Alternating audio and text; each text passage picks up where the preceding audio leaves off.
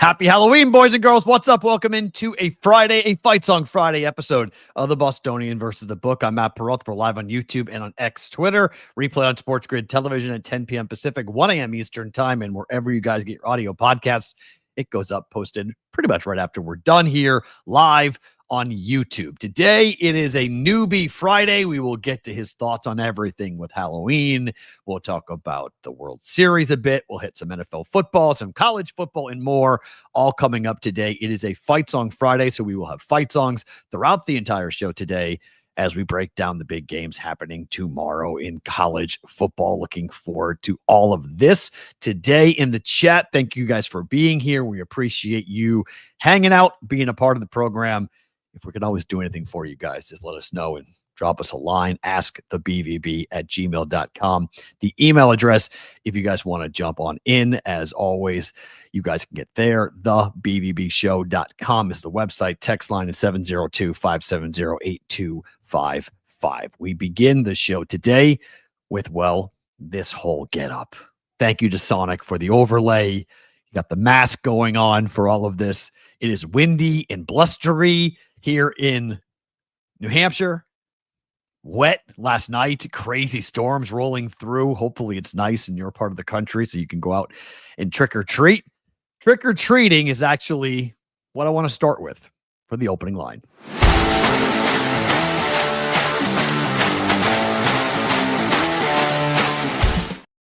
All right, opening line for us. Is trick or treating the last untouched great experience of childhood? Now, hear me out. I know we don't normally talk about this type of stuff here. We'll get to the games. We'll get to football. We'll get to all of it. But I was thinking today, as I was buying candy, and I was at CVS and buying candy because the kids are coming here, obviously. Amanda and Brooks will go trick-or-treating. My daughter had a big party last night. My daughter went to her first ever dance where a boy asked her to go. So last night was a big deal for my daughter. She has a big thing, obviously, tonight, trick-or-treating. She's super excited. Halloween's her thing. I had to come see my surgeon today. That's why I'm here and not in Las Vegas. I had to come and get my first thing in the morning. When you get a cortisone shot into your shoulder, it wakes you up, boys and girls. If you ever were like kind of sleepwalking through the day, they stick a needle about yay big into your shoulder. It's going to wake you up. You're going to feel like, ooh, okay. But I was thinking, on average, kids under the age of 15 spend between 6 and 9 hours per day on a screen. That is a school day, 6 to 9 hours. Okay, where they're supposed to be in school and they're not on screens, that is still 6 to 9 hours a day. How do they find the time? I have no freaking idea, but they do. My daughter does. I try my hardest. She has an iPad, but she has every excuse as to why she needs to be on the iPad. Oh, my homework's on the iPad. Oh, the assignment's on the iPad. Oh, my guitar homework's on the iPad. Oh, my acting homework's on the iPad. Every 2 seconds. That's where I got it. She literally lives on her iPad. She's 11. Think about what trick-or-treating is. Think about what you do tonight as a kid when you get together with your family, your friends, and you just walk around. You walk around as a group. You walk around dressed up as a make-believe character. You find that thing that you want to emulate. You find that thing that speaks to you. You find that, alternative personality that makes you go, I want to dress up like that thing. And then you walk around and you have a human-to-human interaction with somebody else, with another human being. You go and walk up to a house, a complete stranger's house, okay? Someone you do not know, a neighbor that maybe you've seen a couple different times. Or maybe there's somebody, in your neighborhood or their house might be a little bit creepy, or like they're the old weird guy who lives at the end of the road, right? But you're going to walk up to that guy's house. You're going to walk onto his property. You're going to knock on his door, and you're going to ask him for something. Like, kids don't do this. Think about what trick-or-treating really is. It is outside what our kids normally do. And it's a throwback to what it used to be. It's make-believe in real life. And it's not virtual. It's not fake. You aren't putting on some fake avatar. You aren't putting on some fake thing, changing the screen or changing the background or green screening it. It's real. It's an actual thing. Like it's a real costume that you're putting on that the kids think about and spend time doing. Dress up, get with their friends, get with their family, go out into the world and actually interact with human beings. There is something so magical about Halloween. And I don't like this holiday. But when you look at the other big holidays that are going to be coming up, I get the Thanksgiving angle, okay? Thanksgiving is very cool. You have to sit at a table with your relatives and you share a meal together in a way that you don't normally do that, right? Big gathering, most likely, if you have a big family. I'm from an Italian family. Thanksgiving was always a big darn deal. But for my daughter, it's always like a couple different families, but it's nothing like 3, 4, 5, more than 3 or 5 people here together, right? It's like every Thanksgiving for my daughter has been, I think the most people she's ever had a Thanksgiving dinner with is 10. That was like an appetizer for my family growing up. I mean, we had full-blown turkey bowls growing up. We had 11 on 11. We had huge games like, my mom is one of 7 kids, and they all but one had grandkids. I have 19 cousins on my mom's side. I have 7 cousins on my dad's side. I have 26 cousins. Okay. I have a lot. My daughter has 4, like just a different generation, different time in terms of how kids are growing up. But you look at Halloween, Thanksgiving's awesome. Christmas is my favorite holiday. The magic of Christmas is incredible, but it's still a pretty selfish holiday in a lot of ways. Like you don't have to interact with people if you don't want to. You spend time making the list to send it up to, to old Saint Nick, and you spend time thinking about what's going to happen. And you do like the caroling and you do the different like Christmas stuff, and it's family time, but it's different. You can do virtual stuff. There's not a whole lot of imagination. Elf on the Shelf is incredible, and it's fun when the elf shows up and parents, go, oh, okay, it's time for the elf. Here, the elf's here. But Halloween is different. Trick-or-treating is different. It's with strangers. You have to interact with all these people, and you end up remembering not what happened on Halloween. You don't remember the houses. You don't remember the weather. You don't remember even the costumes. You don't really remember it, but you remember how you felt on Halloween. You remember that anticipation of getting one of my first memories is when I was a pirate. I was like 7, 8 years old, and my dad lit a cork on fire, and he made the beard that I now have. He made the beard with a cork, a burnt cork, and he just went ahead and spread it all over my face. I remember the smell of the cork still. I remember people laughing whenever I would come out because I looked awesome. I had the eye patch on. I had a whole fake knife. I looked awesome as a pirate. And I was like, I don't know, 8 or 7. But that moment, that feeling as a kid of doing that, and like when you have a costume on and you feel good about yourself because you got a cool costume. Halloween's really unique. It's a very, very unique holiday. Anthony says it's his favorite holiday. Yeah, it is one of the last big social learning experiences for kids. Learn to talk to adults and kids in different settings. Yeah, Brendan, I agree. It's just different. I mean, Halloween is just a different throwback to so many things that go on. What's the age gap for trick-or-treating? Or the age limit? Age cap, sorry, not gap, cap. I think it's 14. I think once you are, 8th grade into a freshman year in high school, that's it. Like that to me is when cut it off and be done.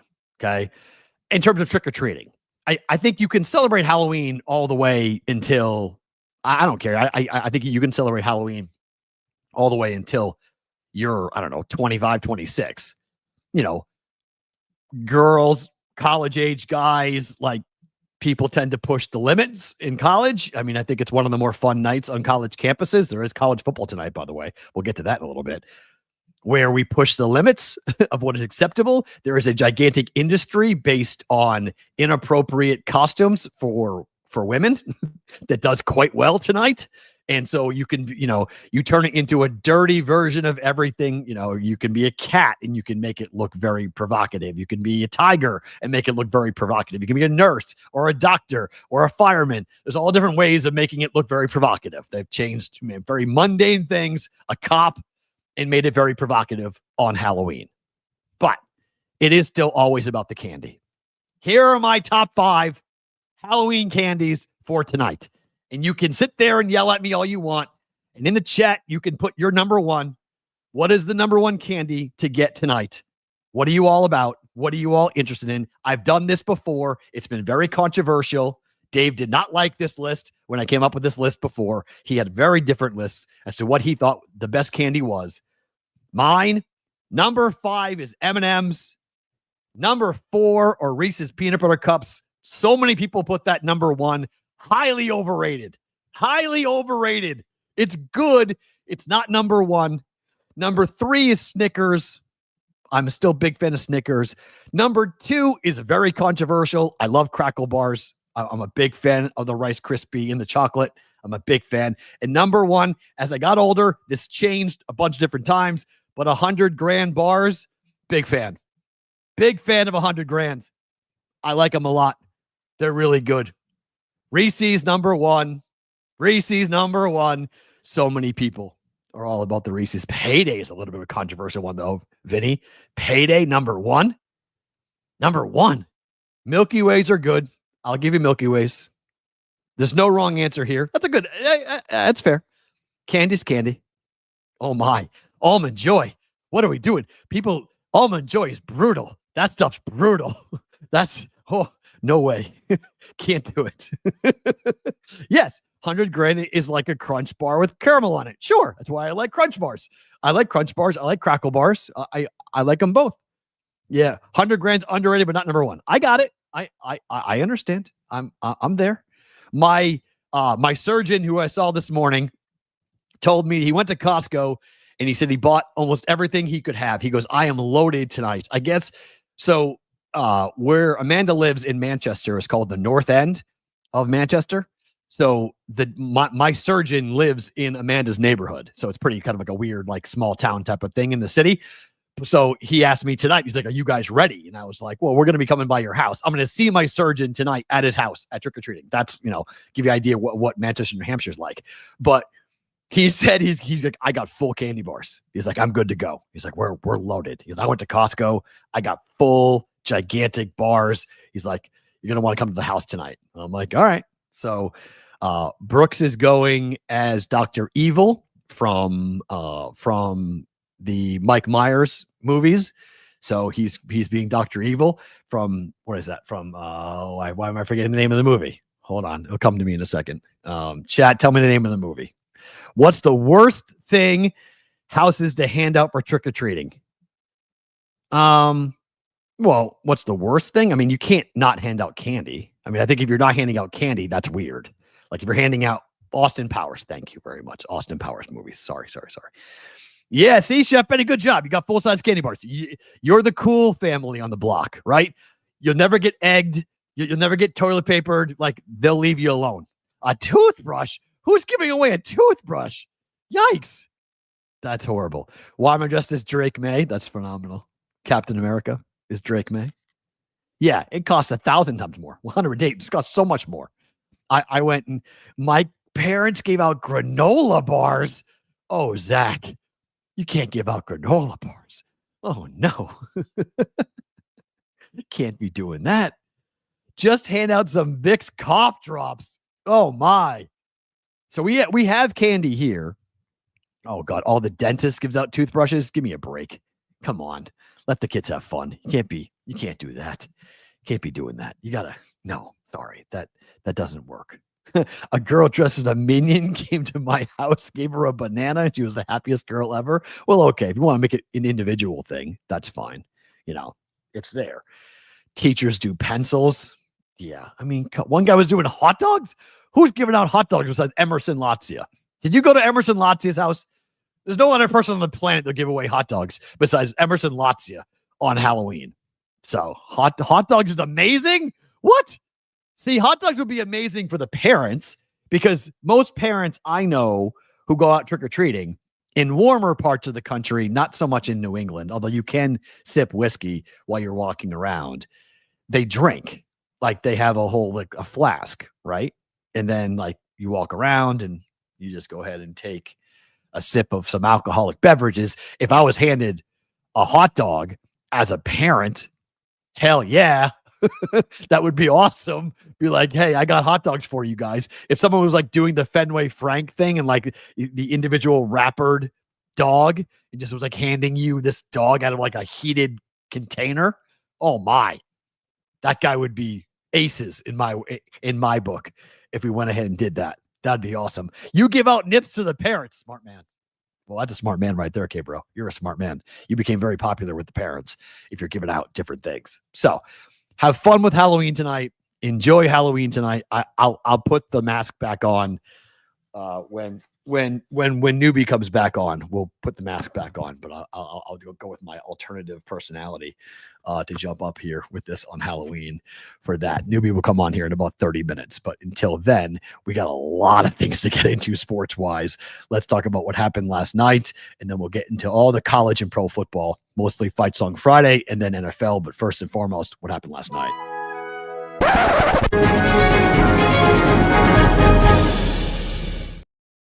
All right, what happened last night, the trend just continues.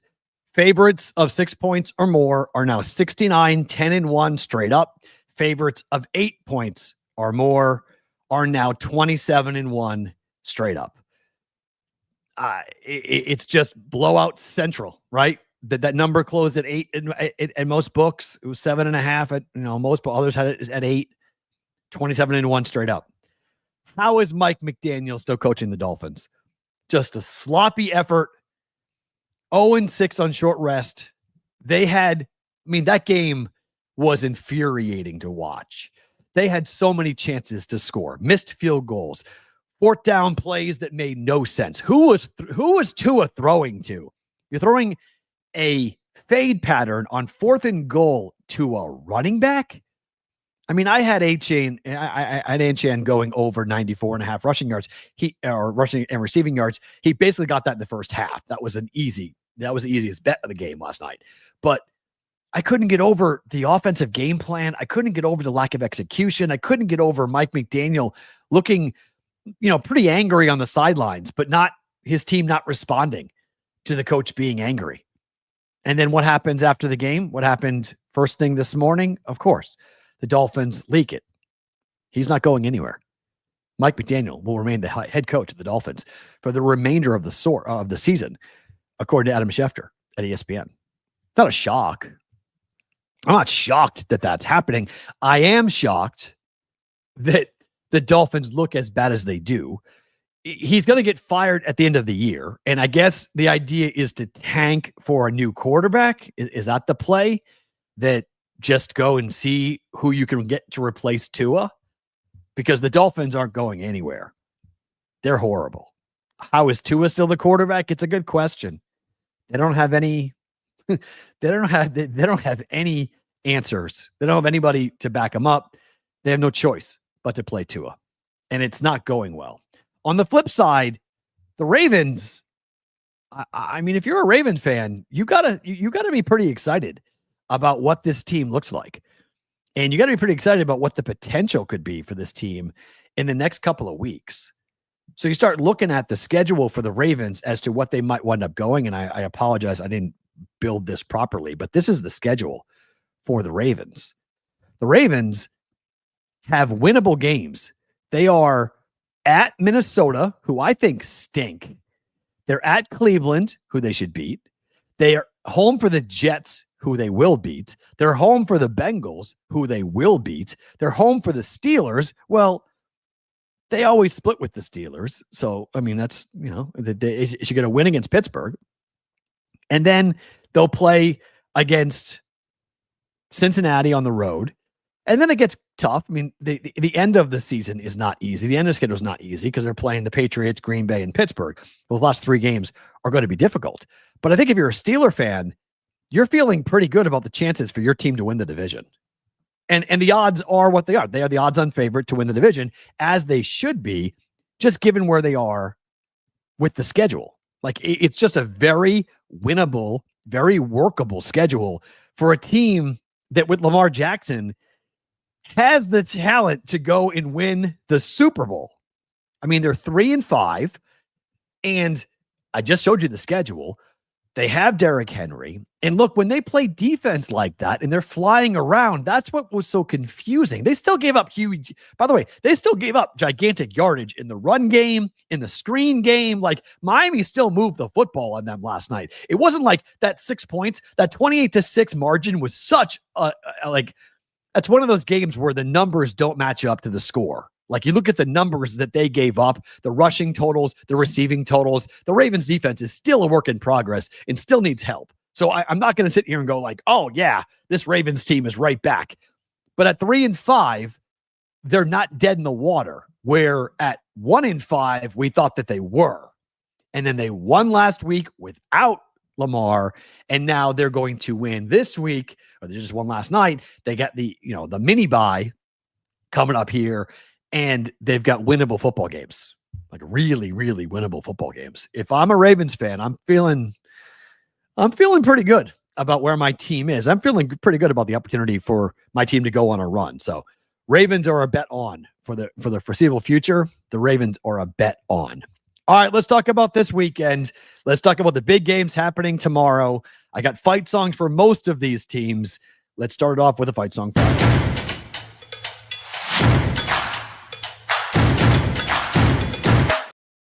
We begin Fight Song Friday with a game that used to be called the greatest outdoor cocktail party. It's not called that anymore. Georgia and Florida in Jacksonville.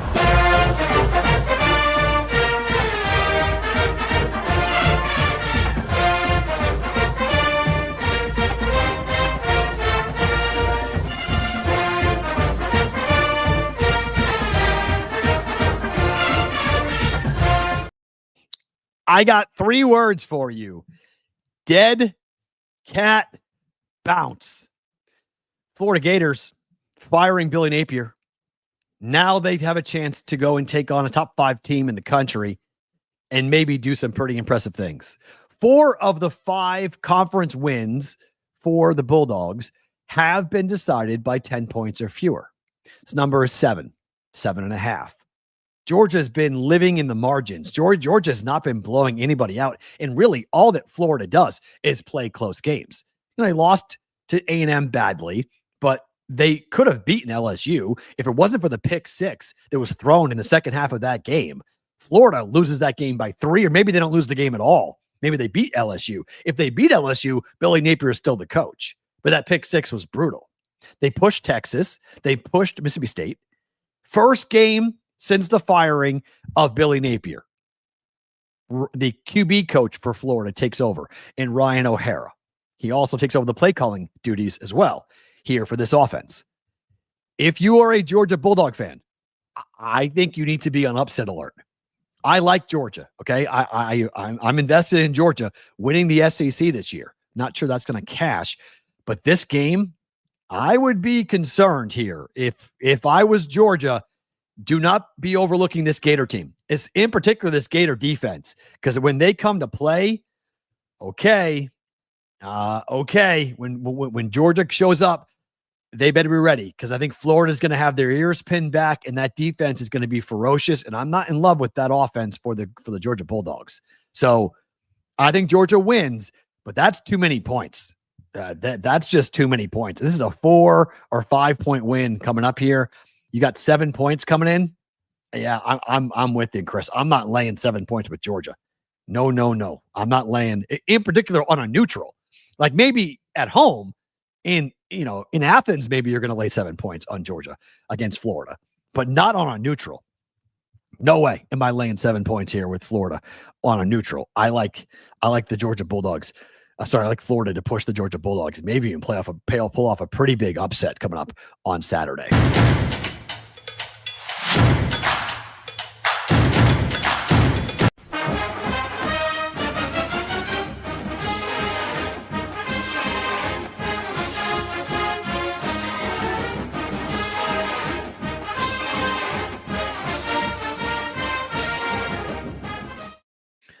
The name you need to know is Matthew Caldwell. He is the backup quarterback for Texas. With the concussion protocol situation going on with Arch Manning after his injury last week, it looks like it's going to be Caldwell running the offense, who has been a journeyman. He's been all over the place. He hasn't played much for Texas, played last week when the injury occurred for Arch Manning, but all indications have it being Matthew Caldwell, starting quarterback, up against Vanderbilt, who goes to Austin, Texas as a dog. Vandy's a dog. Here's the thought on this game, and we'll get into it on just the picks. But what does the offense for Vanderbilt do up against this defense for Texas? That's going to be the deciding factor in this game. I don't think Texas's offense is going to do very much with Matthew Caldwell running the offense. It just, I don't think they're going to let him. If you remember what happened in the beginning part of when Sark was trying to ease Arch Manning into the offense, he was petrified to do anything with Arch Manning. Like, it was a lot of short dink and dunk passes. It was a lot of handing off to running backs. It wasn't a lot of 5 and 7 step drops. They weren't looking to throw the ball deep down the field or push safeties. That was not what Texas was doing. So I think Sark will have a very similar type of game plan here against Vanderbilt, where you don't want to have a backup quarterback lose the game for you by throwing big interceptions. Vanderbilt with Diego Pavia, this would be a huge win for Vandy to go to Texas and to take down Texas. Can they do it? Yes, I think they can do it. They're incredibly effective. They're incredibly efficient as long as they don't turn the football over, which can happen when you're on the road against a Texas defense that I think is highly underrated. I know they gave up a ton of points last week. I know Mississippi State should have won that game. Texas should have lost in Starkville, 100%. But the reason why they didn't lose in Starkville is because the defense finally woke up in the fourth quarter and went, oh yeah, that's right, we're better than you. And they slammed the door shut on the Bulldogs. I think Vandy may have a difficult time scoring here. I don't think Texas scores a lot coming up in this game. I think this is going to be a pretty boring game. This is a one-score game. I think this is a low-scoring game. I would lean towards Vanderbilt because it's Diego Pavia. I wouldn't be fading Diego Pavia anytime soon, but I think this game is going to be very interesting. Vandy by 10? Whoa. Here's how that happens, Whitrock. 17-3. That's how they win by that many points. It would be that Texas's offense does nothing. Like, Texas's offense cannot do a single darn thing. If that were to happen, okay, if we do see something like that, then I would agree with you. Then I think we will have is 17-3 a blowout?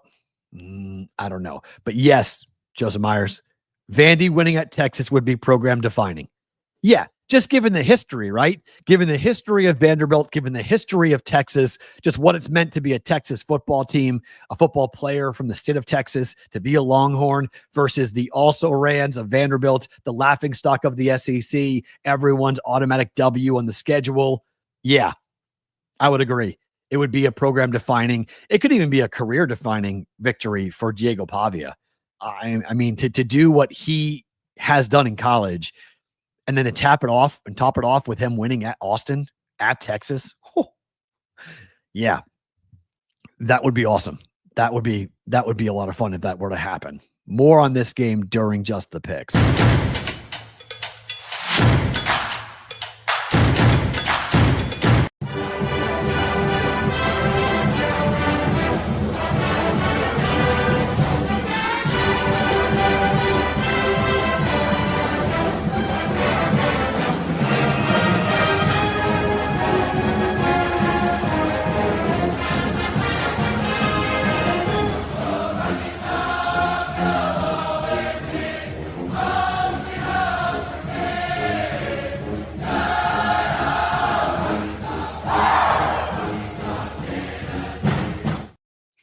Just in case there's OU people in the audience and you guys are going to think that I might be playing favorites here, I'll give him both. I'll give it to you both.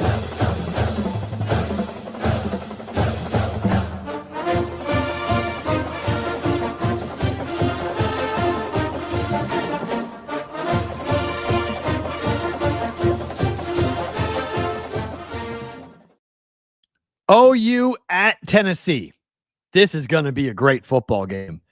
the winner of this will still be in the conversation for a college football playoff bid. Both teams are 6-2. Both teams cannot lose another game. Like just straight up, both teams cannot lose again. So the winner keeps them alive. It's not my favorite song. No. Oh, you mean Tennessee? Yeah, I can't stand the fight song for Tennessee. Rocky Top, I can't stand. I like Boomer Sooner, but both Tennessee and Oklahoma bands both suffer from the same syndrome. They both play the same song over and over and over and over every single time. It is awful. It is really hard to stomach. It's really hard to listen to. Can't stand it. Can't stand it. So, I mean, it's equal on this. OU's defense could very well be the difference here. Tennessee is averaging 46 points per game.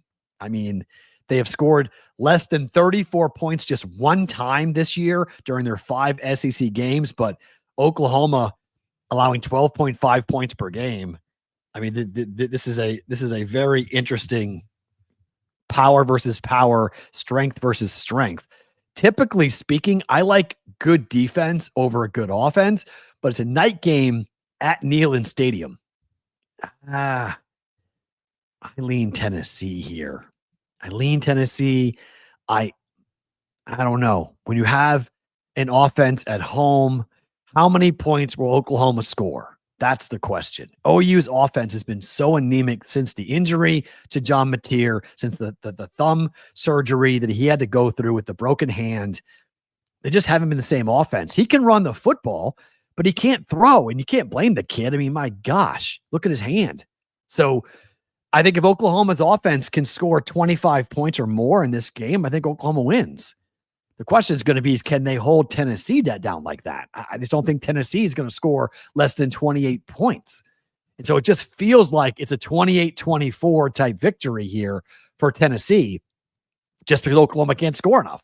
I think Oklahoma's defense is unbelievable. I mean, top 5 defense in college football, but you can't ask that defense every single down, every quarter, every snap to do what they've been doing because they're going to get tired. I mean, Tennessee's at home. This is Knoxville. This is the Volunteer Navy. This is, 105,000 screaming people. This is one of the harder places to play in the entire country. And Oklahoma's going in there as a small dog. And yeah, Chris, I agree. It's a great game. That's a great game tomorrow. Great night game, great atmosphere. I lean Tennessee and laying only 3 points simply because of the offense for Oklahoma. Just don't know how many points Oklahoma actually will score in the game. So for that reason, I'll go ahead and I'll lean and say I'll take Tennessee -3. I'm not going to stand on a table, though, and say, oh, my gosh, this is going to be an absolute blowout or Tennessee easy. Oklahoma's going to have a say. Oklahoma will be in this game in my mind.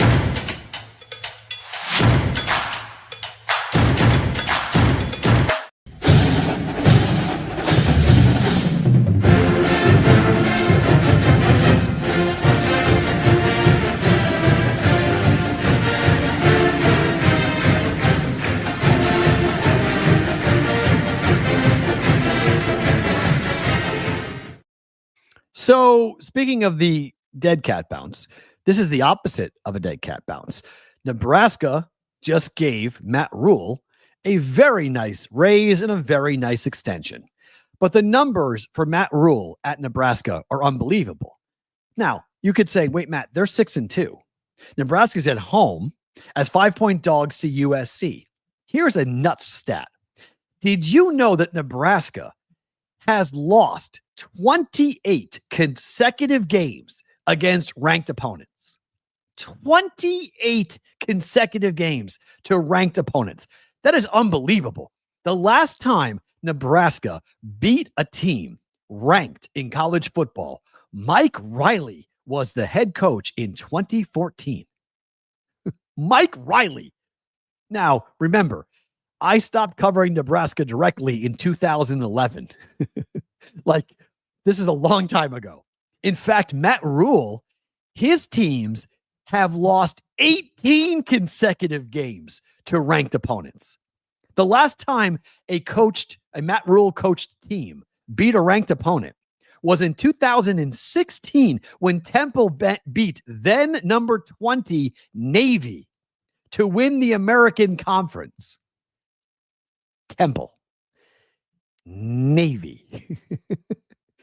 The Trojans, however, they have their own problems.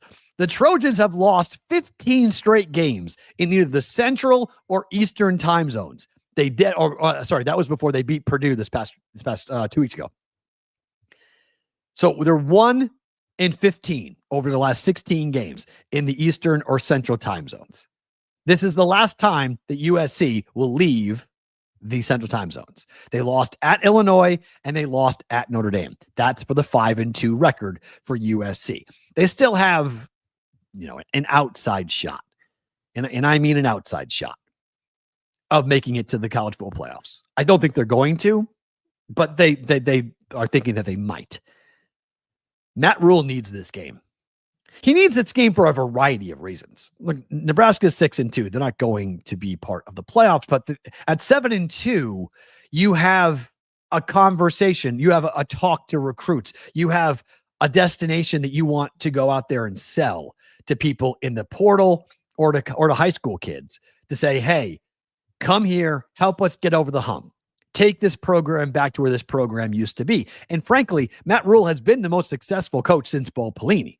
Like, it's been a while since Nebraska has had a head coach who's actually gone out and done something.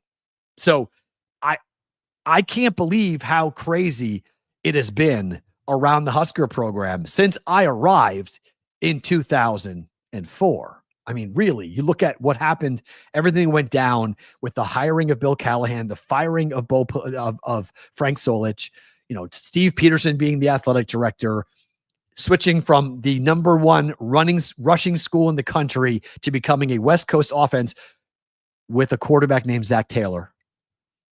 Reminder on that. Who is mostly to blame for where Nebraska is? That would be Bill Callahan. His son was along for the ride, by the way. They just got fired. And Zach Taylor, who is on his way to get fired with the Bengals.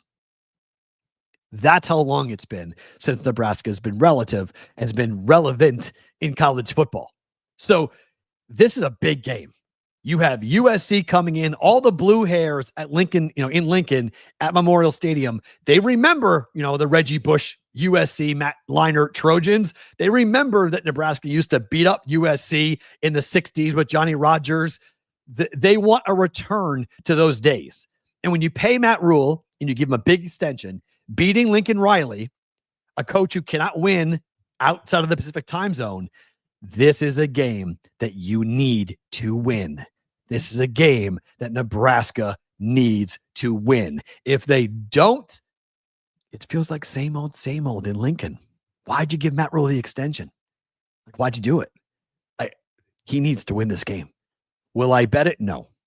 I'm not touching this. If I did bet it, I'd take Nebraska. I'd take the Huskers +5. Yeah, I think the number's right. If Nebraska loses this game, it's by 3. It's by a field goal. It's not by a lot. It's not by a lot. Oh, Josie Myers, Johnny Rodgers, come on, put him in the aisle. Like I know Johnny. Johnny's number's in my phone. I haven't talked to him in probably a decade, but Johnny Rodgers is an awesome interview. Great personality. I had him and Tommy Frazier were my two favorite Nebraska interviews. Both Johnny Rodgers and Tommy Frazier both liked going on my radio show because I was the only one that didn't kiss ass in Lincoln and Omaha. I actually talked about the team because I didn't care one way or the other when it came to Nebraska football. If they won, great. If they lost, great. I didn't care. It didn't matter to me. I bet against them more than I bet on them, but don't tell anybody that because that was back when it was frowned upon. The betting on college sports was frowned upon. You weren't supposed to bet on college sports back when I used to do that, So right, never would have guessed that I was a truth teller. Nah, that's shocking. That's shocking on that. Brooks says I would say they were relevant with Pelini. They had a Heisman candidate defensive tackle. So Ndamukong Suh was, I don't know. Do I get? Yeah, I guess we could give it to Bo Pelini. Yeah, I guess you could say that was a Pelini guy because didn't he commit to Callahan? Wasn't Suh one of the Callahan recruits? and Pelini just took it over because after they fired Callahan, Pelini came in. I might be getting that confused. I might be wrong. But Ndamukong Suh was an incredible player. The teams just stunk when he was there. Like, you want to talk about a fun interview. No, Zach Taylor was not a fun interview, but Ndamukong Suh was an incredible interview. That guy was a walking quote. He just had so much personality. He was unafraid to say his mind. He loved talking about his roots, about being a soccer player and then turning into a football player. And he was just born nasty. That was one of those guys. There's certain football players that you don't have to coach up to be nasty. They're just nasty. And Ndamukong Suh on the football field, and it continued with the Lions and everything else that happened in the NFL. Suh was a nasty dude. Like, he was the type of guy that you did not want to see in a dark alley when he was pissed off. He was a brutal dude. So he was a Callahan recruit. Okay. So Brooke, you're a Husker. There we go. So we're finding out that Brooke's a Husker. He was a Callahan recruit. That's what I thought. He was a Callahan recruit. And so, yeah, I mean, the Big 12 title game, didn't they lose that game though, JPC? He wrecked Texas in that game, but that was the 1 second game. That was I remember that. That's when the ball landed, right? They put 1 second back on the clock. Gosh, Nebraska had some bad losses. Oh, they had some bad losses. Under Bo Pelini, under Bill Callahan, a lot of bad breaks. A lot of things didn't go the Huskers' way. And finally, I don't have a fight song for this, but Cincy at Utah. I hate to say this. Maybe I don't hate to say this, but the Big 12's irrelevant. The Big 12's irrelevant. It's amazing to me, but it's irrelevant. It sucks for college football. It really does. And I read a blog by a guy, I'm blanking on the name of the website and I apologize, but he basically said that the Big 12 should be done with both ESPN and Fox because they don't pay attention. That they are, Fox is completely in with the Big Ten and ESPN is completely in with the SEC. And that has left the Big 12, this is a huge game. This Big 12 game is massive, but we're not seeing anything from a hype perspective or a coverage perspective. Utah laying 10 points in this game is a little bit ridiculous. I'll admit it. It's a pretty big number. You wouldn't think it, it's two ranked teams coming in, but 7-1 against 6-2, but you're playing in Salt Lake City. Since he's been incredibly efficient, they've scored 37 points in 4 of the last 5 Big 12 wins, over 7 yards per play. They can run the ball. They can throw the ball, but Utah at home defensively is just ridiculous. Bearcats, a 5-0 record here, tied with BYU, who beat Utah in the Holy War. They got to play Texas Tech and Houston coming up. Utah is 3-2. They destroyed Colorado last week. I don't know. Am I laying 10 points? No, but I'd be surprised if Cincy goes in there and wins. That's a really hard place to play. Oh, game day is going there. Good. Okay, I didn't know that. Glad game day is going there. But I really feel like the Big 12 is irrelevant. Maybe they're trying to fight that narrative that the Big 12 is not irrelevant, but it is. The Big 12 is irrelevant. Okay, I need to put the costume back on. Hold on, because Newby is the White Russian. I think is going to be making a appearance on the show today. If you know the reference, you know the outfit. What is up, dude? Happy Halloween. What's going on? We're feeling good. Yes. You can refer to me as the dude, El Dudeness, his Duderino, or just El Duderino if you're not into the whole brevity thing. But yes, I'm ready to go. I took this shit serious, Peralt. I even shaved the facial hair here. So that's how you know if I'm walking around like an asshole, I'm ready to go here. But the funny thing is if I was walking down the street here, yes, Newby does lie. That is very fair. But the funny thing is if I'm walking down the street in Southern California, I'm one of 100 dudes who look like this. You look that way. like unironically, I even have the dude lounge pants on. So tremendous. Literally full bore here for you. Yeah, all you need is the THC vape in your, and it's the Southern Cal. Well, so partially the reason behind going all out on the costume is we got a band for our wedding, and it wasn't like the band with like the horns and stuff like that. We had a band who did like 90s and 2000s covers, so it was like a Very rock cool. show. Nice. And they're actually playing a Halloween show at a bar at the town over, and it's a 90s themed show. So I was like, I'm going to go as El Duderino for the 90s theme show. I just don't know, man. What do you think the bartender is going to do when I walk up and order a White Russian? Like, what's the line on them knowing what that is and how to make it? Oh, it's California. You think a bartender can't make a White Russian? Come on. I mean, it depends if they're a fresh out of college, or if they're a veteran at the bar, maybe. But right. I mean, literally, you order like a heavy drink? cream into a glass with vodka and Kahlua. How hard is it to make? Also, sounds disgusting. I've never drank one, but I feel like I have to at this concert. Oh no, White Russians are really good. Oh, good? White Russians are. Oh, they're good. Milk doesn't curdle. No, White Russians are tremendous. It's always dangerous when a bartender has to go to the book. Like you order a drink. No, you never want him to go to the book. Like, oh no. It's like when they go to the book, it's like son of a. I remember when before I used to drink. I'm 48, guys. Okay, I used to drink old fashions before old fashions were considered to be like the drink. Before Taylor Swift made them all too. Before everybody else drank it, I was drinking old fashions, and so. I remember one of the first times that I think I was somewhere in Texas and I ordered an old fashioned, and the guy looked at me and he was like, hold on a second. And he went down and opened the book, and I was like, don't worry about it. Give me a beer. Yeah. You said no, because these ratios are going to be all screwed up. Yeah, we ain't doing that. I was like, sorry, no, we're not having that. So yeah, but how do you need to consult the book for a 4-ingredient drink? Well, it is a little more. Yeah, it's a little tricky if you don't know the bitters and you don't know. I mean, if you muddle fruit in my old fashioned, I send it back. Like that's I don't want floating part. I don't want pulp in my old fashioned. Gross. Yeah, I want absolutely no part. Yeah, it's time to pivot. When the book comes out, it's time to pivot to something else. Yeah, no, you pivot. You say, what do you have on tap? Right. Yeah. What can you not screw up? What can you just simply go ahead and pour? So if you are going to go to the bar and say you don't like the White Russian, what is your go-to Halloween cocktail? Do you have one? So I mean, I'm just like you, man. I'm an old-fashioned guy through and through. Okay. I mean, it's a great sipper, and honestly, I'll go straight bourbon if it dictates. But the nice little like sweetness. But again, and I think you've talked about this too, is once it became like the Swifty drink. Ugh. They put so much simple syrup in it now. It's become too sweet.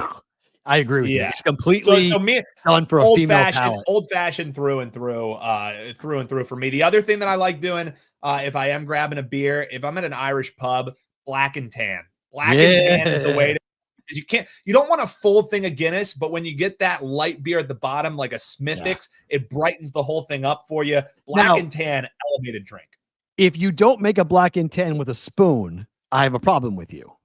If you don't pour the Guinness, if you put the Guinness in the mug and you hand it to me right away, I don't want it because you don't know how to pour a Guinness. You know what I mean? Yes. The spoon needs to go out for the black and tan, and it needs to sit there and settle. That's for sure. Kelsey's saying hello, by the way. So let's go. They look great for Halloween. I saw they were at the pumpkin patch. So thanks, Kelsey. Appreciate it. The dude abides. There we go. Yes, absolutely. I like if I'm throwing down, if you ever see me doing Irish car bombs, and I don't care about the cultural inappropriateness. I'm Irish, so screw off. But if you see me doing Irish car bombs, I'm getting after it. And I can say that I can say Irish car bomb because I have an Irish friend named Matt Peralt. But for me, all the years of me drinking, and I'm not like a big drinker. I don't like feeling impaired. So that's why I like an old fashioned. I like to just sip on it. I'll chill on it the whole entire night. I blacked out one time, and it was a car bomb. What? Night. That's the only time I've ever blacked out in my entire life. One time in my entire life. I wish I could. Yeah, it was a car bomb night. And, Run with you on that. I woke up. I'm sorry, Kelsey. Earmuffs. I woke up ass naked in my bathroom, covered in water, and there was just a water glass next to me that dumped. And I was like, I don't know how I got here. I felt like I felt like the dude in Super Troopers when he wakes up, or no, it's in Beer Fest when he wakes up in the field and he has like deer blood around his mouth and he's like, not again. Oh God, yeah, that's one of those stories where I think if you are, I think all of us have that story, right? We all have that story, and so often it's on Halloween. Like I was talking about it during the opening line because it's like I feel like trick or treating because my daughter's trick or treating and Brooks, Amanda's son, will be trick or treating, and like there's this gigantic difference between what happens in the virtual world to like Halloween. You have to talk to people. You have to walk up to strangers' houses. You have to physically get candy. It's not delivered from Amazon. You have to actually go and get it yourself. It's like one of the last few things that we do as children that actually is a throwback to the way things used to be. And then we take it from the age like 18 on, and we have a whole counter to the, the nice naivete of being a child to girls are going to try to dress as provocatively as possible and get away with it and take every single profession that might actually be okay. And now we're going to make it dirty. We're going to make cops exactly what you do. It's just automatic. It's oh, so what are you? I'm a mouse, but I'm a slutty mouse. You know what I mean? It's like it's any costume. It's like, oh, I'm Einstein, but make it sexy. You know yes, right. I got a lab coat, but I got a push-up bra. I'm not gonna lie, Matt. I'm not complaining. I'm just saying that is what we do. You know, I'm not complaining either, but it is a little. I mean, as a father of an 11-year-old, it is a little strange when like you're looking through Halloween costumes and it's like everything is considered to be racy, like racy nurse, racy doctor, racy fireman, right? Like everything, like you can literally take it and make it provocative, and like nothing is sacred anymore. It's all just completely nasty. And what are you gonna do? What are you gonna do? Maybe in that true. What's your thoughts on the trunk or treat? So I hate it. My ex-wife lives for it. Like she thought it was like literally all year long. That's all she would think about. So I have like PTSD from having to like the whole entire my car being ripped apart to go ahead and do this. So trunk or treat is a little bit of a ripoff because it lets kids go and do trick or treating without having to go to the house. And I think you should have to go to the house because knocking on the door or ringing the doorbell is really tough. That's a hard moment. And I also, and it is for like the first few, and then you're just rolling, you know what I mean? But also some of like my fondest, like I don't have a lot of memories of my youth simply because I was center when I played football. So the old noggin doesn't work all that great. A lot of it gets blurred out, but some of my favorite memories of my childhood fall on Halloween night. Like it was like the one time where after you got old enough, like you were on that edge of like grade school heading towards high school. And like your parents were just like, no, we trust you. You know what I mean? So you were just like out with your buddies, maybe a couple girls, and you're just like walking around, going door to door. Like I absolutely loved it, man. And this is really the first time that I've gotten costumed up since probably high school. And it feels good. It's fun, man. That's why I'm excited, hopefully, to be having kids soon, because like I'm ready to be the dad walking around for Halloween, you know, with all the neighborhood folks. Like you got to jump now and have fun with it right now, because if you don't, I got married late. So I got married at 34, had my daughter at 35, 36. Yeah, I was 36. So like I got all that out of the way. I got all of my Halloween partying. I got all my, so like before you guys have kids, absolutely go and enjoy it, because then you don't ever have to look back on it and go like, oh, I wish we were going to here, or oh, I wish we did exactly this. Yeah, that's the plan. You know, fingers crossed, hopefully sooner rather than later we start being able to walk the kids around. But yeah, we're getting the fun in now. But speaking about families that do fun, let me see if I can pull this up here for you, man, because my sister, every year she does one Facebook post or Instagram post a year. And and every time it's their Halloween costumes. And here, so should be able to share this for you. Can you throw that up on the screen for the folks? Of course. Yeah. Look at that. So this is their Halloween costumes this year. It's their whole entire family. And look, even the dog. Is awesome. Oh, incredible. I mean, my daughter just went and met Jack and Sally at Disneyland. We saw them. Yeah. That's amazing. Nightmare for Christmas. Yeah, like how good's that? Full bore. Amazing stuff. So shout out to Mallory. This is her one thing she does a year, Halloween costumes. So that's what I'm looking forward to with the family. Now, I hope that my family isn't that big, maybe 2 kids, you know what I mean? But that's I look forward to that as much as I do dressing up as the dude and drinking White Russians in the bar. Yeah, absolutely. I delete on the. Oh, there it is. So yeah, that was Madeline and I that's amazing. Going to Disneyland to see them. That was the highlight of her trip, to go over to Disneyland to check that out. And we waited an hour in line. Smart kid with the My Chemical Romance hoodie on. Smart kid, great musical taste. You like MCR? Bro, Newby. I was a full-on emo kid.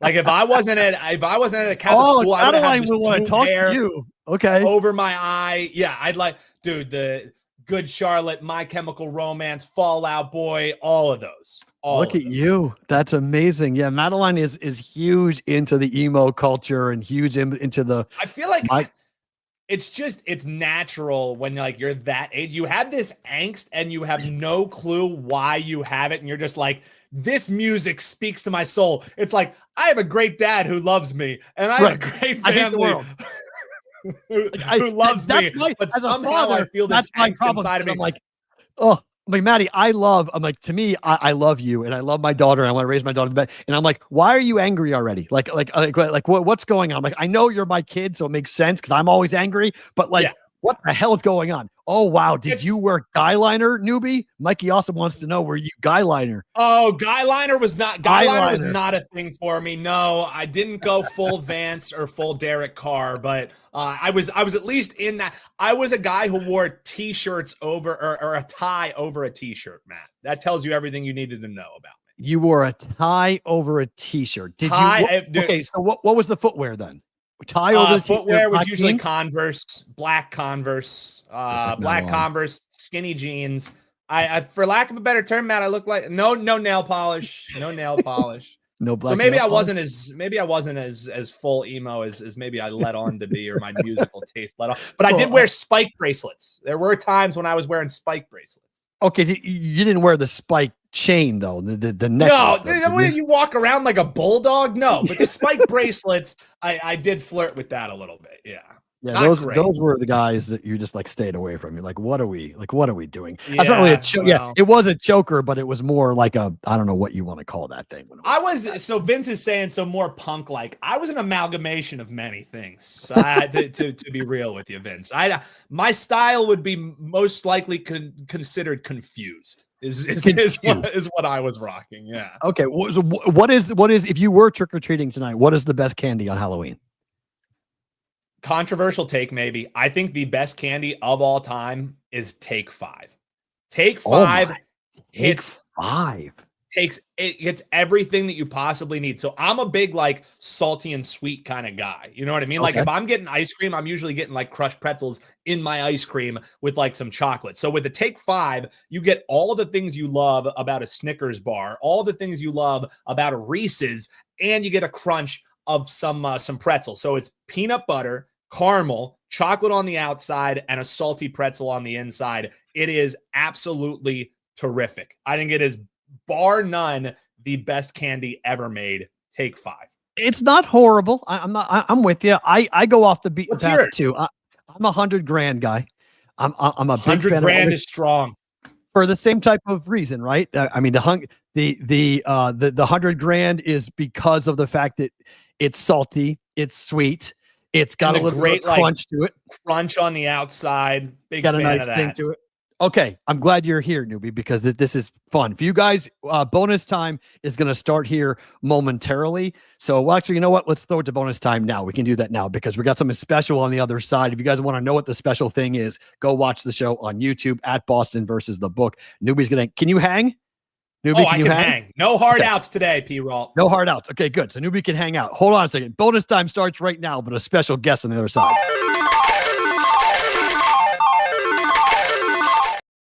Look who it is. Wait. Hold on a second. We got to put you. Why didn't this not? Well, hold on. Why didn't this go? This did this before. Hold on. Kels, you're on the screen, I think, but I gotta play around with something to see what's going to Gotta happen. maneuver some things. I can maneuver hear some things you. around. We got to maneuver something. Did this happen before? Where? Hold on. Let's see if we can add. There we go. And I can't. Why can't I put both you guys on the same? Oh wait, this is why. Oh, there we go. Let's go. Let's go. Let's see if I can do one more thing. Yeah, I can do that. I didn't know did you it were all. dressing up as a goat for Halloween. The goat is here. Let's go. Let's go. Middleton Sig, boys and girls. How are you, Kelsey? Welcome back to BVB. Great to see you. Thank you. Yes, I'm glad I finally was able to be able to come on here. How are you? Good. Yeah. Trying to be busy. Today, I know it's going to be a tough day. This is Halloween. You guys were unbelievable every year. Who came up with the ideas? Let's start there for your Halloween costumes. Because we talked about Newby's. This is your sister, right? Newby, who did this? Yeah. So full bore. And she goes, so I told my sister, I go, this is the best that you've ever done. And she texts me back and goes, just wait until next year. And I go, you already have next year's plan? She goes, dude, I already have next year's bought. Like insanity. The planning that goes into this. Yeah. So we don't are advanced. No. Okay. No, but you guys always are figure it out the morning of kind of crew. Come on. Yeah. We absolutely are. Yes. So I would say my mom picked them when we were younger. My dad, he didn't really have a say. He just that's not surprising. Have a say in this house. So, but he just would show up and you guys would say, put that on, right? Oh yeah. Like the Savannah Bananas, I think that was last year. Yeah. That was Kylie. She told us what we were being, and it was actually a good idea. Oh, it was an awesome idea. I thought the Pac-Man idea, though. I don't know if I knew you guys when you guys did the Pac-Man thing with you guys being the ghosts. That was awesome. I remember seeing that picture. That was cool.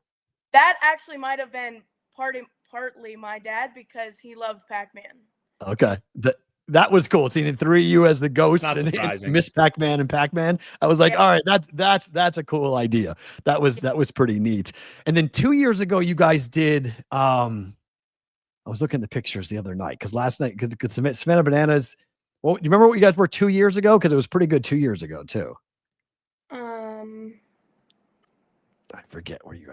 Was it you or your sister that put up the post of all of the costumes that you've done? That's what it was. That was Kylie. Yeah. That's what I'm looking at right now. I'll pull it up.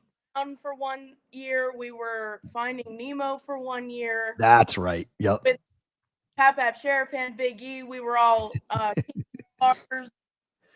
And then we were me and Kylie were bananas, and my dad was the monkey.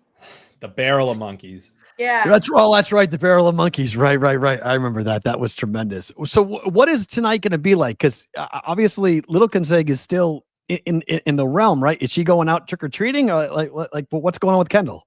Well, me and Kylie had to tell her, listen, we're going out trick-or-treating. You're only 11. Let's go. Cool for you. Yeah, let's get out there. So did she try to say, I'm too cool for school and I'm not going trick-or-treating? At 11. At the beginning, we were asking her, what are we going to dress up as? Because it's her pick now. Okay. And we're not dressing up. And I'm like, hello? What are you talking about? Kylie, if you want to come in, you can be in here too, by the way. If Kylie wants to jump on, she can come in here as well. Kylie's ready. She's going to the Knights game. Oh, very nice. On nice. Halloween. Golden Knights game on Halloween. Let's go. Avalanche. She has to dress up to go to the Knights game. She'll end up on TV if she dresses up to go to the Knights game. Newby, Kylie's not like that, though. Yeah, you ain't lying. She's the oldest. None of us are like that. When you're the oldest, we have an image to uphold. We gotta be careful, Can't be seen in public. No, I don't want to be perceived. How dare I be perceived? We can't do that. We got to go in with a straight face. We all got to go and hold that image up for that. But first period over, by the way, in that game. Hopefully we see. Yeah, see, I'm the youngest, so I just get to act like a dick. You know what I mean, and just get away with it. So that's you're trying to get the attention. You're the youngest, so you gotta get the attention. So you're gonna dress up in any way you can do that. That's why I'm Newby talks, not Newby shuts up. I never stop talking. Let's be real. Amen to that. Kelsey, what's your favorite candy? So I gave mine 100 grand. Take 5 as newbies. Do you have a favorite? I think I'll have to go with Twix or Snickers. OG, yeah. As long as you're answering chocolate, I don't trust people whose favorites are gummies or like sour candy. I can't trust those kind of people. You know what I mean? I can't do it. I think it's just strange. You know what's diabolical? Put these people on a list. If you ask somebody what their favorite candy is and they say Twizzlers. I almost said Twizzlers. I almost said that. What, you like cherry flavored wax? You like cherry flavored wax? Licorice is tremendous. Newby. You don't like licorice at all? I'm a big fan of Twizzlers. No. Oh my. I'm with you. That's like chocolate you need though. Chocolate stuff to do. Yeah. Like thank gross? you. Twizzlers. Yeah. Kylie can eat that. It's disgusting though. Wow. That shit's foul. Yeah. See, that's how I think about Sour Patch Kids. I think Sour Patch Kids are foul. That's how I am. Any of the sour candy? It's like, why do I want my food to my treat to hurt me? You know what I mean? It's almost it like likens me of like people who are like smoking and they're just like, oh, this is awesome, man. It's like, what? You know what I mean? It's like let me eat my favorite candy, and you're like, this is so good, dude. You gotta try this more. It's insanity. It's insanity. Kelsey, here's a question: If Newby was walking around and like walked by a bunch of kids, out of 10, how many would know who he is? I have no idea what you are. I'm 20 and I have no idea. So it'd be 0. You need to get out and get zero would know who Newby's dressed up as. Come on, man. That's the rug really tied the room together, man. Or just color the beard or what? No, he shaved. No. It's shaved. It's shaved. Wow. I went full bore for the costume. Type in your phone right now and type in the dude, Big Lebowski, and tell me I'm not crushing it. Right. I feel objectively cool. See, here's the thing. How do I know that Kylie is the firstborn? Look at Kylie's picks. 100 grand in Twizzlers. Those would have been mine too. Retirement ass home picks. He's like, give me some Werther's caramels. Oh my, Werther's candies. Oh no, not a Werther. Yikes. How about those strawberry candies that every old person has and nobody knows how they acquired them? The strawberry hard candy. Who makes them? Those plastic wrapped up in the fake strawberry container? Oh, she has no idea. Kelsey got no idea. She has no idea. Did you look up the dude yet? Did you look up the dude? Yeah. Okay, you are killing it. You are. That's what I'm saying. And the dude, like, in the late 90s, and like the dude was the pinnacle of just like laid back coolness. So I also think like I embody the spirit of a dude. Yeah, he does, but he never does smoke weed in the movie. That's a common misconception. There is no partaking of cannabis in said movie. Yeah, but he references coke and he references pot all the time. So he may not do it, but he just references it, and he's always drinking. So he's either drunk, high, or stoned. So it's one of the three. That's fair. Well, that's just like, your opinion, man. Yes. The rug tying. I mean, there's a movie line that Newby's saying when the rug ties the whole room together because it gets peed on during the movie. So it's pretty. The movie essentially is about nothing. It's awesome. It's a quintessential 90s. It means nothing movie. It is one of those things where like you'll know the age of the person as to whether or not they recognize him. Because if they'd be like 25-year-olds, forget it. 35-year-olds will be dying laughing and go, that's an amazing costume. That's fun. But yeah, the beard will grow back. So don't worry. This is just, I'm going to trim the goatee because I'm not a fan of the goatee. I feel like I look like a mix between like Tony Stark and My Name is Earl. And I don't love it. I see Tony Stark though. I definitely see the Tony Stark. For Newby, sure. where are you going tonight that you're all dressed out as the dude? I was telling Matt beforehand that our band that played at our wedding, they do all like 90s and 2000s covered. They're doing a 90s night of all covers at like a bar right near us. So I was like, this is a movie that came out in the 90s. So I'm fitting the scene. And then I was like, I want to wear something that, that I can at least like. You might win a contest. If they're doing a costume contest, you might win it, Newby. Like, honestly, it wouldn't shock me if they like called me up on stage to rock out with them because that's why you got to have the White Russian though. You got to have the White Russian. I can't wait for the White Russian. No, I gotta come prepared with the White Russian. That is very fair. Do a review. I want a social media review. Your first ever White Russian. I will. I'll tag you. I'll post it. When I get in there, I'll post it from the bar. I'm gonna say live from Lighthouse Bar in Hermosa. Here is the White Russian review. I will. It is an acquired taste. Some people will swear by it, and some people think it tastes like absolute garbage. See, I think I will. I like Kahlua, but I don't like vodka. I don't like. Well, the Kahlua masks it though. The Kahlua takes the vodka kick, but you need something harder in it than Kahlua because it's a liqueur. When I am drinking vodka, I kind of I get mean. So I feel like I can drink one of them, and then I'm not gonna be very dude like on a Mad Russian or a White Russian. I'm gonna be a Mad Russian. Mad Russian. When do you turn 21, Kels? In May. Newby, in May. Yo, we're going out and I'm dressing like this. We're going out and I'm dressing like this. That would be absolutely tremendous. I will be there. Kels, thank you for jumping on. This was super fun to see you. Anytime you want to come on, just do what you just did. Send me a DM and you can come on whenever you want. Happy Halloween. Hopefully Kendall has fun tonight. The weather's nice in Vegas tonight, right? Yes. Yeah, it's 45 here in New Hampshire. So be happy. Yeah. Be happy you guys are getting out in the warmth. I'm freezing my ass off tonight walking around trick-or-treating. So it's going to be much. Great to see you. Thank you for being here. Really appreciate it. Thank you guys so much. Middle Consig joining us here on the Bostonian versus the book. Okay. Newby, thank you for coming on.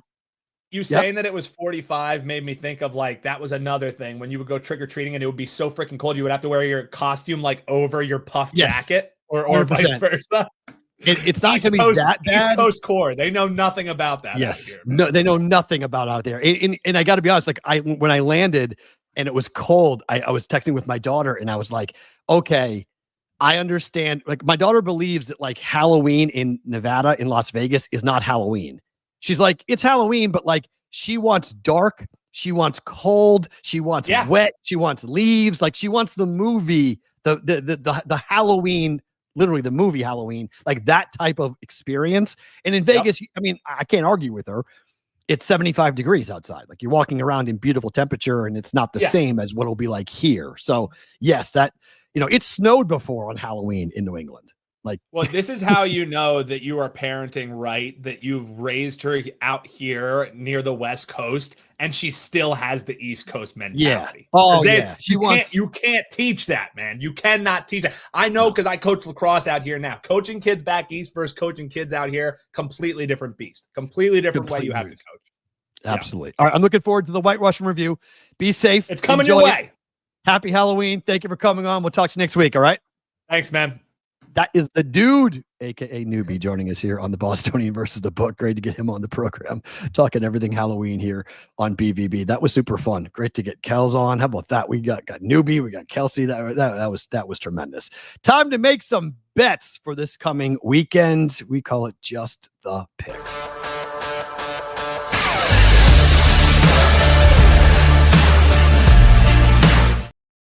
All right, I'm gonna swap this out because that thing is killing my nose. I think it's absolutely killing my face.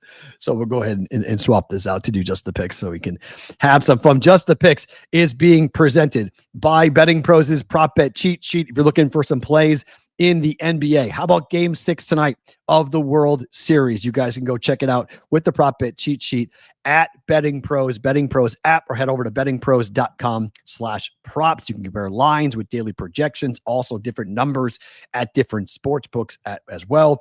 5-star plays, 4-star plays are all broken down by EV, expected EV, hit rates, and how many times it's hit. Also expected value of each bet in terms of against the number, against the price as well. You can find the prop bet cheat sheet at Betting Pros on their application or go into bettingpros.com/props. Okay. Let's get into the games. Ooh, where's that go? Where did that go? There it is. That's there. Okay. We'll start with tonight. Syracuse is at home against North Carolina and Bill Belichick. Here's the thing about this game. We were just talking to Newby about this, and you guys have been on college campuses before. Halloween at Syracuse is ridiculous. It is a crazy campus for Halloween. My cousin went there. Belichick, now I understand that they've lost 4 straight games at Syracuse, But North Carolina's on the road going to Syracuse. Those kids don't want to be playing football on Halloween. They want to be back at home. Give me CBW's team. Give me Syracuse. Give me Orange laying the 2.5 to win tonight against North Carolina. I like Syracuse, even with the backup quarterback. I like Cuse at home to beat North Carolina. I'm not buying the idea that they've turned a corner and they're getting close and they covered their last 2 games. They still lost. Cuse by 3, win and cover over North Carolina. Game number 2. Vandy in Texas. I like the under 47 in this game. We talked about it. This is a backup quarterback for Texas. It's no Arch Manning. I don't believe Texas is going to be that aggressive with a backup quarterback and the Matthew Caldwell kid playing QB, Arch Manning out with the concussion. Then you've got Vandy's offense up against a sneaky good Texas defense that played really well late against Mississippi State last week. I don't think Vandy's going to put up a ton of points here. I don't think they're walking into Austin and hanging 28 points on this Longhorn defense. And I'm not sure how many points get scored by Texas. Like, this could easily be like a 17-10 type football game, and the game goes way under. I like pace to be slow, backup quarterback, not a lot of offense explosiveness for Texas, and Vanderbilt on the road in a very hostile environment. Give me the under 47 for Vandy in Texas. Florida plus 7.5 against Georgia. Give me the hook. It's 7 at some books. It's 7.5 at other books. Give me the Gators. I like the dead cat bounce. I like this team defensively. Georgia plays tight football games. I don't like Georgia's offense all that much. I think the Gators come ready to play. Wouldn't be surprising to me if the Gators win this game outright, given the dead cat bounce and playing after Billy Napier getting fired. This is the first game since they fired Billy Napier. This is off of a bye. Give me the Gators plus 7.5. Florida may lose the game, but I think we go ahead and I think we take Florida plus 7.5 against Georgia in the game that used to be called the greatest outdoor cocktail party. To the NFL, the Vikings suck. Okay, I'm done believing in the Vikings. I'm done believing in OKC. The Lions are at home. I like the over in this game as well, but I don't know how many points J.J. McCarthy is going to put up. J.J. McCarthy was a healthy scratch the last 2 weeks, and they still put Carson Wentz out there with one bad arm to break his shoulder off, basically, and end his damn season. The Vikings don't trust J.J. McCarthy. They let Sam Darnold walk. That was a mistake. Lions big. We've seen it. The Lions have to be part of the money line parlay, where if you use the Ravens last night, that's 1-0. As to the money line parlay, there could have been 5 legs that kicked into that. We've got it as a 4-legger here. The Lions are part of it, but all the big money favorites on Sunday, roll it together. When it's 8 points or more, it's 27-1. 27-1 straight up when the number is 8 or more in the NFL. Straight money line parlays until that trend stops. Give me the Lions defense. Top 5 rush defense. Top 10 in sacks. I think they're getting after it big time coming up here on this. Lions plus 8.5. Eric, yes, it's part of my parlay for the Daily Juice with the Vegas Golden Knights. I like Vegas tonight too. Yes, on Nevada Day, they're a dog at home.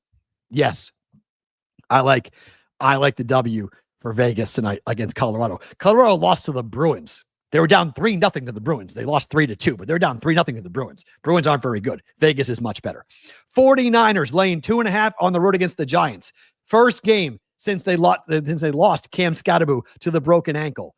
No Malik Neighbors. No Cam Scatterbo. Who is picking up the offensive slack here? The quarterback? Come on. Got to throw the ball to somebody. Sorry, don't see it.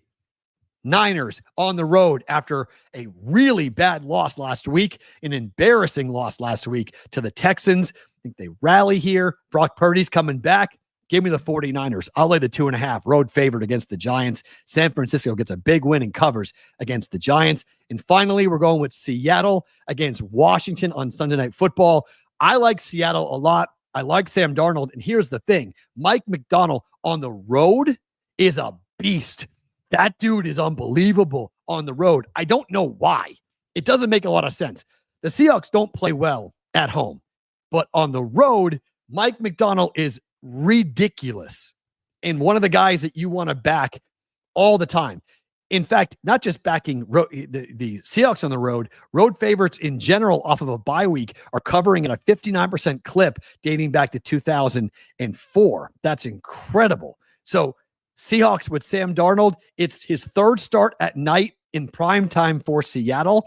Both of them happened this year. He's 2-0 straight up and 2-0 against the number as well. Under Mike McDonald, playing in the East, Seattle's 5-1 straight up. 4-1-1 against the spread, playing in the Eastern time zone and away from home. The Seattle Seahawks are one of the best teams. They just go on the road and find ways to win. And in the East, Seahawks are 17-8-2 ATS when they're playing in the Eastern time zone since 2018, covering by an average of 4.1 points per game. Give me Seattle. Lay the 3 points with Seattle on Sunday Night Football for the Seahawks. Got a prop bet tonight, how I'm playing Game 6 of the World Series for the prop bet of the day.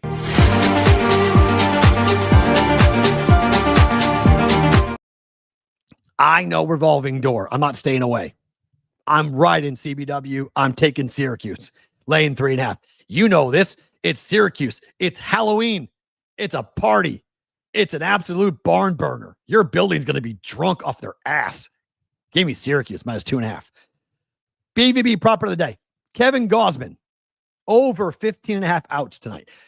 Look, until the Dodgers show me they can hit a baseball, and other than Ohtani, who's going to beat them?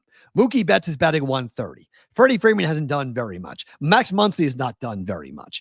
Kike Hernandez has not done very much. I mean, in spots, okay.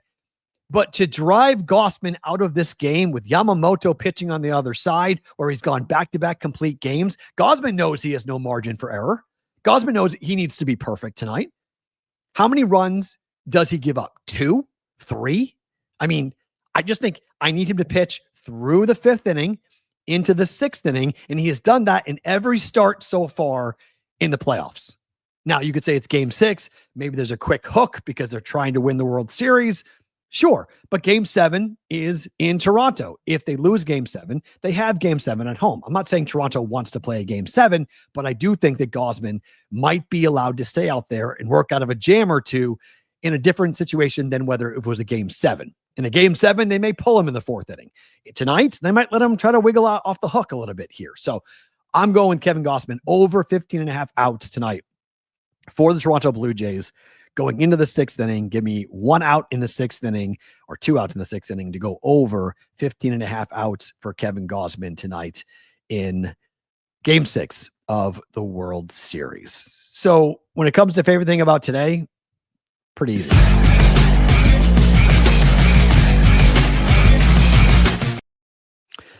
Boy, oh boy, that was fun. Kelsey, that was awesome. Blue Jays better take the dub tonight. I think you're right. I think it's a fair point. They better. That's my favorite thing about today. Newby, Kelsey, favorite thing about today. How about that? Halloween, so good. I will be back on Monday. I'll be back in Vegas on Monday. I'm on a plane tomorrow, flying back to Vegas. So I'll be back late night Saturday, back Sunday morning, essentially in Las Vegas, and then back for BVB on Monday. We'll do a full recap. We got a good Monday Night Football game to get into. We'll recap the World Series. I do think tonight is a win for the Dodgers. I do think the Dodgers win Game 6. They force a Game 7. Then it's a coin flip. And I'm maybe a little selfish. I have no money attached to this, but I want to see Ohtani pitch a Game 7 and hit in Game 7 and drive in a game-winning run while also dominating on the mound in a Game 7. Like, I want to see that. Like, I want to see the history of that on the road. He's the greatest player of all time. Let's put him into an incredible situation where he has really his back is against the wall. Finally, please, this is for everybody. Please be safe. Like, please be safe tonight. There's kids everywhere. If you can avoid driving, don't drive. Okay. Like, don't. It's currently, what time is it here? It's 2:30 Eastern time at the moment, right? Trick-or-treating here starts at 4:00. Starts in an hour and a half. Like, we're starting trick-or-treating. It's going to be busy. There's going to be so many people around. Kids are wearing dark costumes and they're all hyped up on sugar. They're running around here in New England. It's wet. It's been that way in New York and New Jersey as well. You have wet leaves. You've got dark clothing kids. Like, just be careful tonight. If you don't have to drive, don't. And if you are driving, slow the hell down, please. Drive slowly. Let's all make sure we're back on a Monday for another episode of the Bostonian versus the Book.